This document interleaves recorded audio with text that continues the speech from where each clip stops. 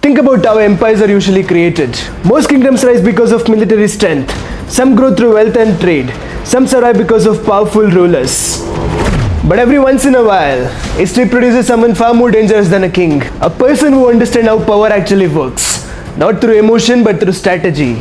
Because many of the greatest victories in history were not won by swords alone.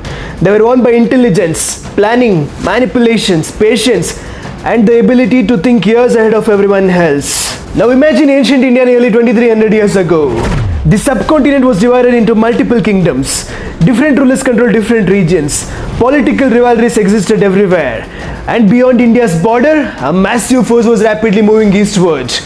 The empire of Alexander the Great. After conquering huge parts of Central Asia, Alexander's armies had started approaching Indian subcontinent.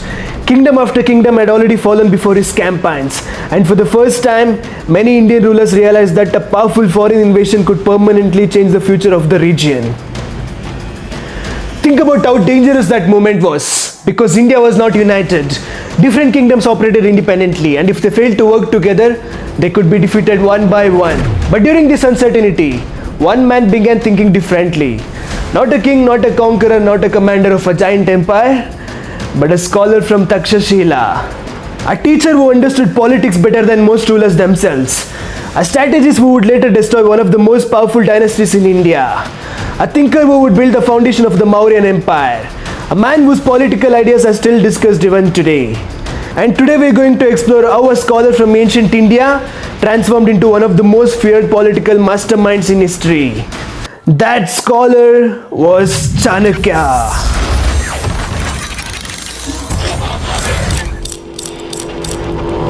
Namaskara everybody. Before understanding Chanakya the strategist, we first need to understand Chanakya the scholar.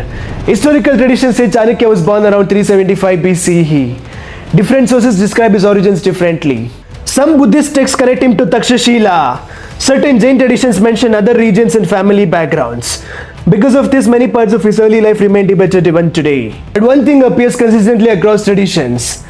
From a young age, Chanakya displayed extraordinary intelligence. He studied the Vedas, he learned governance, economics and political systems, and eventually he became associated with the great learning center of Takshashila itself, located in present-day Pakistan. Takshashila was one of the most important educational centers of the ancient world. Students traveled there to study philosophy, warfare, administration, medicine, diplomacy and law. And among all these subjects, one field fascinated Chanakya deeply: power. Not just how kings ruled, but how kingdoms survived. He studied alliances, economics and human behavior, and slowly his understanding of politics became extraordinarily sharp. But while Chanakya was teaching and studying in Takshashila, the outside world was changing rapidly. A massive invasion force was approaching India, and that approaching danger would completely change the direction of his life. As Alexander's campaign moved closer toward India, Chanakya understood the seriousness of the situation. He believed Indian kingdoms needed unity. If rulers remained divided, foreign invasions could destroy them one after the another. So Chanakya traveled to Pataliputra, the capital of the powerful Nanda Empire. At that time, King Dhanananda ruled Magadha, one of the wealthiest and strongest kingdoms in India. Chanakya approached the royal court with a proposal. He advised the king to unite Indian rulers and create a military alliance against foreign invasions. But instead of support, he received humiliation. According to historical traditions, Dhanananda insulted Chanakya publicly and ordered him thrown out of the court. And that single moment became one of the most turning points in Indian history. As Chanakya left the palace, his hair not loosened. Enraged by the insult, he made a terrifying oath. He declared that until the Nanda dynasty was completely destroyed, he would never tie his hair again. This became famous as the Chanakya oath. Now think about what happened here.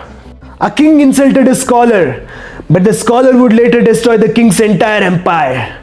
Because Chanakya was not someone who forgot humiliation easily, he turned anger into long-term strategy. Even after attempts were made to capture him, Chanakya escaped successfully. And from that moment onward, he began searching for someone capable of overthrowing the Nanda Empire itself. Chanakya understood something important. Destroying a powerful empire required more than a revenge. He needed a leader, a military commander, a ruler capable of building something larger afterward. And during this search, he encountered a young boy. That boy was Chandragupta Maurya.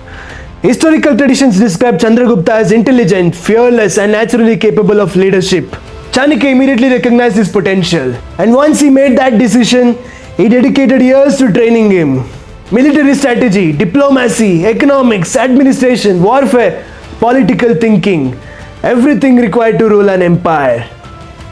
Chanakya was not simply training a prince, he was creating a future emperor.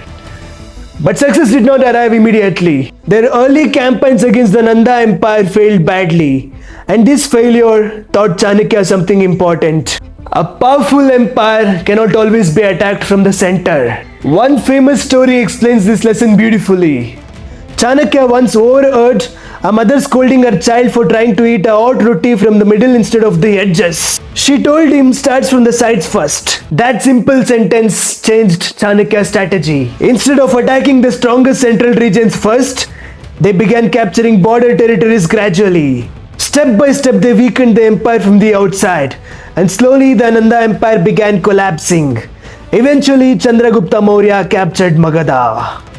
The Nanda dynasty fell, the Mauryan Empire rose, and the Chanakya's oath was finally fulfilled. But Chanakya's greatest achievement was not only helping Chandragupta becoming king. It was creating a system strong enough to sustain an empire. After Chandragupta became ruler, Chanakya became his chief advisor and prime minister. And during this period, he created one of the most important political texts in ancient history, the Arthashastra.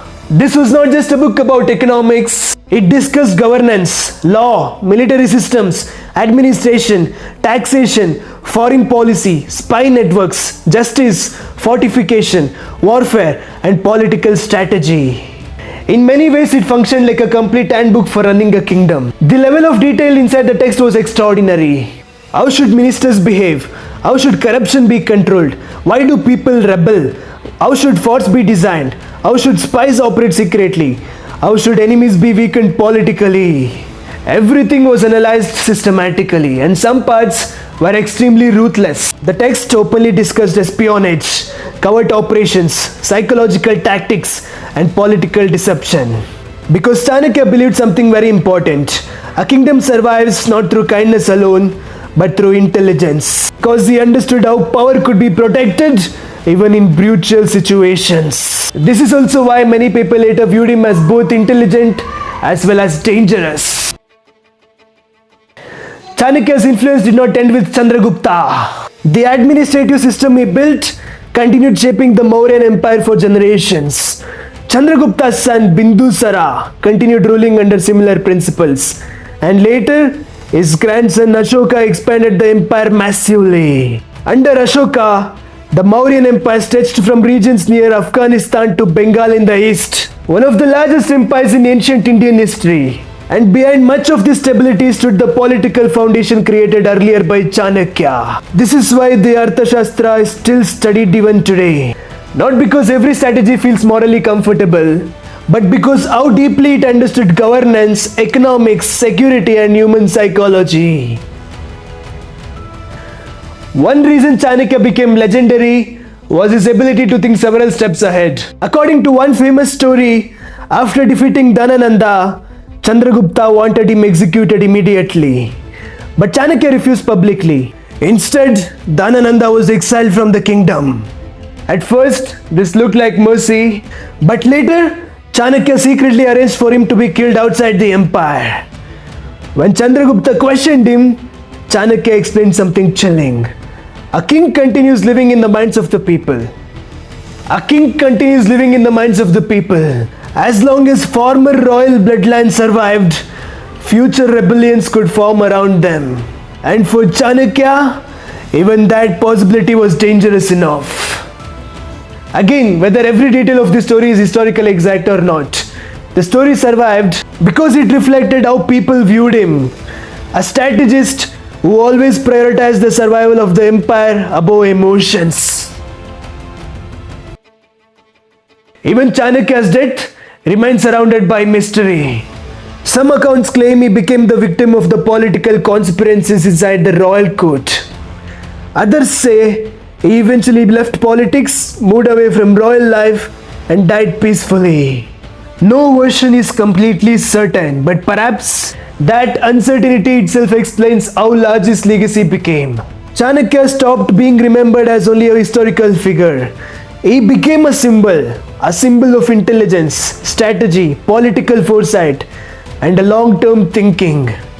Even today, his name is still used whenever people discuss political strategy, because more than 2000 years later, his ideas still feel relevant. The story of Chanakya is not just about revenge or politics. It is about understanding how civilizations survive. He lived in a time of invasions, political instability, and divided kingdoms.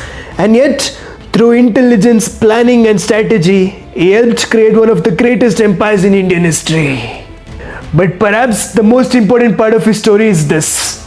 He was not born as an emperor. He did not command power from the beginning. And still, he changed the future of an entire civilization. Some rulers become famous because they inherit kingdoms. Others become unforgettable because they shape history itself. Chanakya belongs exactly that.